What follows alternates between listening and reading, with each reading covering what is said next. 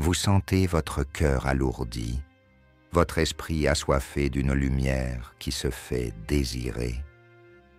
Comme un cri silencieux, votre âme réclame un renouveau urgent. Aujourd'hui, il n'est plus question de demi-mesure, en quelques instants de prière guidée et de gestes simples. Vous retrouverez l'ardeur oubliée de votre foi.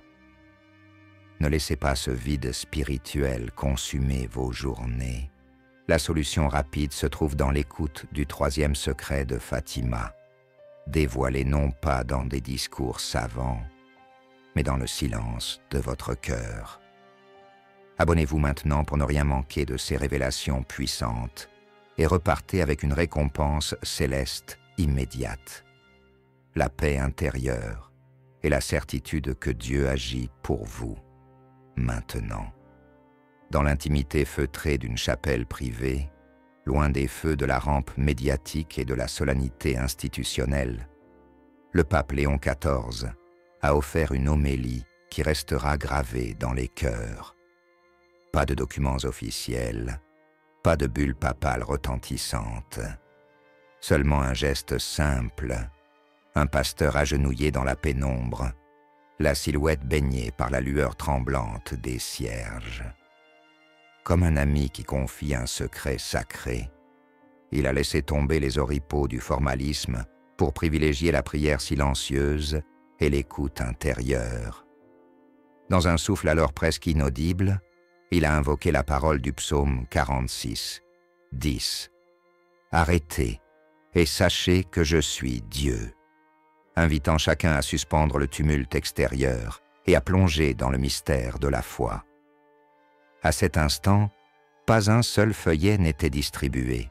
Seule régnait la présence de Dieu et la palpitation des cœurs. Le mentor spirituel qu'il incarne n'a pas cherché à imposer une théorie, mais à éveiller une expérience vécue. Méditer la parole, sentir la grâce à l'œuvre. Il a esquissé à voix basse une approche biblique pour nourrir cette plongée intérieure. La Lectio Divina. Ce chemin en 4 temps. Lecture, méditation, prière, contemplation, permettant de laisser croître la parole dans l'âme. Puis, il a partagé un exemple concret, tiré de la vie du prophète Élie, fuyant l'orage et découvrant Dieu, non pas dans le fracas du vent, mais dans un souffle léger. 1er Roi 19:12. Un clin d'œil complice, comme pour dire que le troisième secret n'est pas un orage cataclysmique à venir, mais un murmure divin à entendre, ici et maintenant. Ce geste pastoral, non balisé par un décret, a rompu avec l'approche institutionnelle traditionnelle. Fini la recherche de preuves matérielles, place à la conversion intérieure. Chaque fidèle, sorti de cette célébration, emportait un petit parchemin invisible. Le silence habité par la foi. Pas de récit retentissant dans les journaux, seulement la foi qui grandit dans le secret. Ainsi, en préférant la prière à la proclamation, Léon XIV a ouvert un nouveau chemin où l'Église n'est plus cantonnée à des annonces publiques, mais revient à son essence. Guide humble des âmes en quête. Cette intervention, éminemment spirituelle, prépare désormais le terrain pour saisir ce qui se cache au cœur même de la mystérieuse révélation. Au fond, le pape Léon XIV insiste. La vraie bataille spirituelle ne se déroule pas sur des champs de guerre, ni dans l'arène des idéologies, mais dans l'intimité du cœur humain. Il emprunte le langage de l'apôtre Paul pour rappeler que notre lutte n'est pas contre la chair et le sang, mais contre les principautés et les puissances. Éphésiens 6:12. Ici, le secret dévoilé n'est pas un scénario apocalyptique, mais un appel urgent à l'armure de Dieu, prière, foi, parole, pour résister aux assauts du doute et de l'indifférence. Dans cette lecture, le troisième secret devient une invitation à la conversion intérieure, un retour quotidien au silence, là où Dieu murmure. Léon XIV cite alors Apocalypse 3:15 à 16, dénonçant l'Église tiède qui, ni fervente ni rejetée, perd son élan. Il illustre ce glissement par l'image du radeau à la dérive. Sans gouvernail spirituel, même le plus solide des navires se laisse emporter. Pour ancrer cette révélation dans le concret, il propose un exercice simple. Chaque matin, ouvrir la Bible à un verset au hasard. PS 119, Amour en 5. Ta parole est une lampe à mes pieds. Et demander au Seigneur de révéler où le cœur s'est refroidi. Ensuite, écrire sur un carnet un engagement de petites œuvres de miséricorde, offrir un sourire, consacrer 10 minutes à l'écoute d'un ami, prier pour un inconnu. Ces gestes, loin d'être anecdotiques, sont les munitions qui fortifient l'âme. Loin d'un reproche fanatique, il s'agit d'un amour exigeant. Le Seigneur ne cherche pas des gestes spectaculaires, mais une fidélité quotidienne, patiente comme celle de la veillée de prière. Luc 18:1. À la fin, sans conclure, il murmure. Où ton cœur est-il aujourd'hui, mon ami? Prépare-toi à entendre la suite. Plusieurs voix se sont élevées, ébranlées mais reconnaissantes. Le théologien présent, sœur Anne-Marie, confiait qu'elle n'avait jamais ressenti une vérité aussi profonde. Dans mes années d'études, je n'ai jamais vu la parole redevenir si vivante, murmura-t-il, les yeux brillants. Quelques religieuses, main dans la main, racontèrent une paix nouvelle, les avoir gagnées dès le silence inaugural de la prière. L'une d'elles, évoquant son choc intérieur, parla d'un ouragan de grâce, se muant en un souffle doux qui ne l'a plus quitté. Un journaliste placé au fond de la chapelle nota dans son carnet « Aucun mot sensationnaliste, seulement une invitation à l'âme ». À son retour, il choisit de publier un court témoignage, sans titre tapageur, laissant le contenu parler pour lui-même. Bientôt, parmi les communautés paroissiales, la rumeur s'est muée en un élan discret. Groupe de Lectio Divina spontanés, rosaires partagés à voix basse, prières de solidarité pour les plus démunis. Sans fanfare médiatique, la parole du pape Léon XIV s'est répandue comme une huile précieuse. On l'échange dans la confidence, on la transmet à ceux qui cherchent un souffle plus vivant. Cette résonance silencieuse prépare déjà les cœurs à accueillir la suite.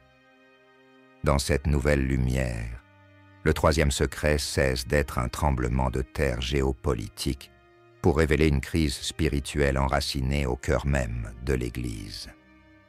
Léon XIV le rappelle avec force, les vrais signes ne sont ni banderoles ni manifestations, mais le souffle intérieur qui ranime la foi.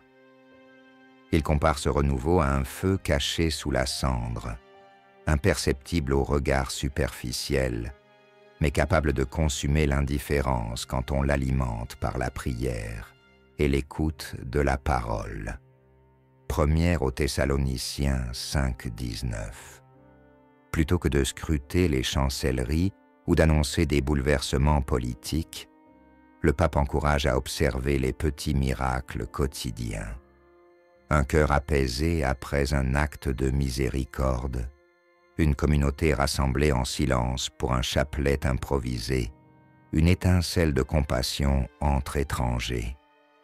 Ces signes invisibles montrent que la bataille se joue d'abord dans l'âme, où l'ennemi est le refroidissement de l'amour de Dieu. Sans conclure, il interroge doucement. Cherchez-vous ces petits feux dans votre vie et invite à découvrir, pas à pas, l'élan intérieur qui précède le réveil collectif. Dans le secret de nombreuses paroisses, un souffle nouveau s'est levé. Sans fanfare ni appel officiel, des veillées mariales ont surgi spontanément. Au pied des statues de Notre-Dame, on chante des litanies à la lueur des bougies, comme on partage un secret entre amis. Des groupes de fidèles, jadis dispersés, reprennent le rosaire, sourires échangés, chapelets qu'on glisse dans la poche pour le prier en marchant vers le travail.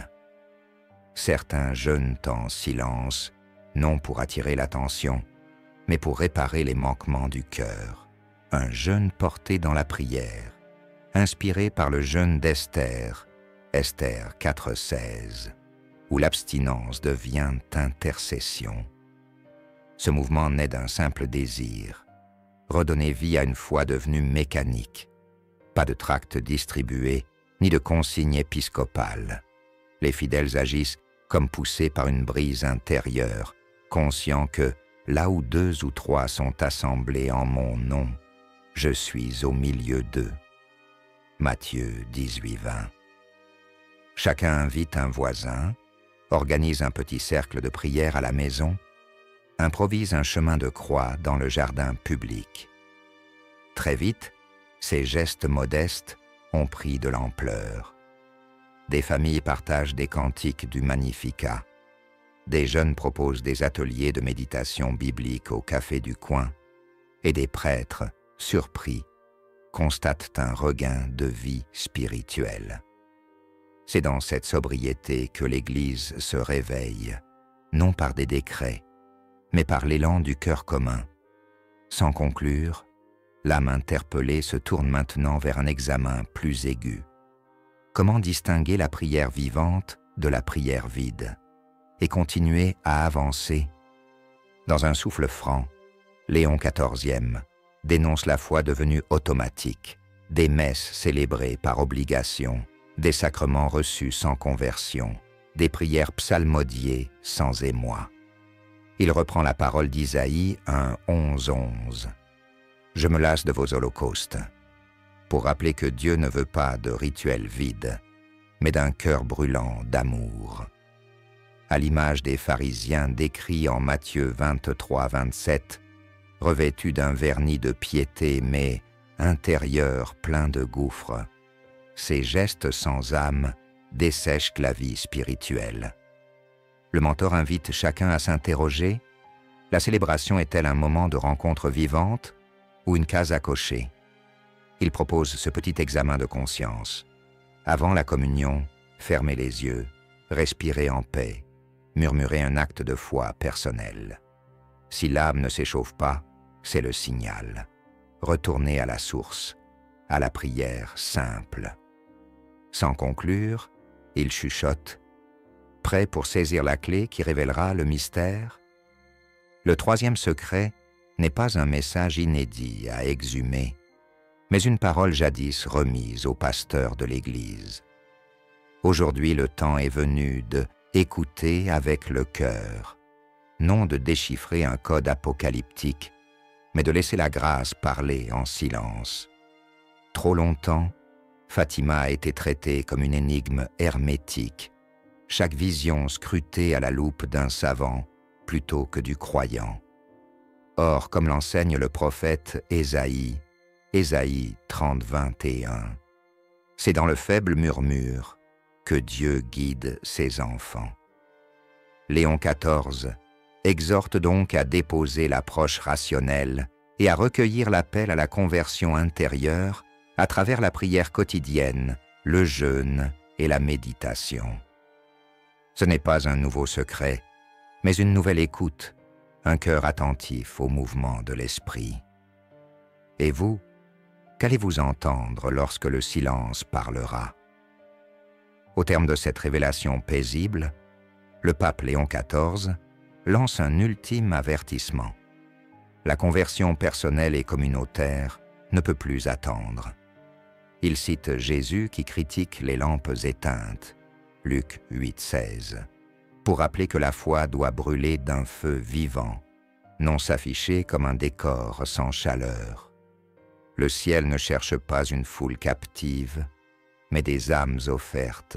La véritable tragédie n'est pas l'oppression extérieure, mais la flamme vacillante qui s'éteint dans le cœur des fidèles.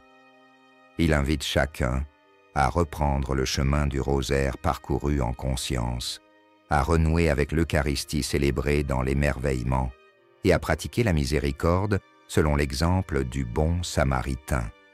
Luc 10, 33 à 34. Dans un souffle d'urgence, il propose ce geste concret. Chaque soir, notez une œuvre de charité accomplie et une parole de pardon offerte. Sans phare institutionnel, c'est un mouvement de retour à l'essentiel, mu par l'esprit plutôt que par des décrets. L'appel final résonne ainsi. Rallumez la lumière intérieure, rassemblez-vous dans la vérité et marchez ensemble vers le royaume. Le temps du retour est maintenant. Êtes-vous prêt à embrasser cette conversion intérieure et à partager vos premiers pas vers la plénitude? Racontez-nous votre expérience dans les commentaires ci-dessous. N'oubliez pas de vous abonner et d'activer la cloche pour recevoir chaque insight spirituel. Pour aller plus loin, découvrez dès maintenant notre prochaine vidéo. 3 clés pour entretenir votre flamme de foi chaque matin. À très bientôt sur la chaîne Sébastien Benoît.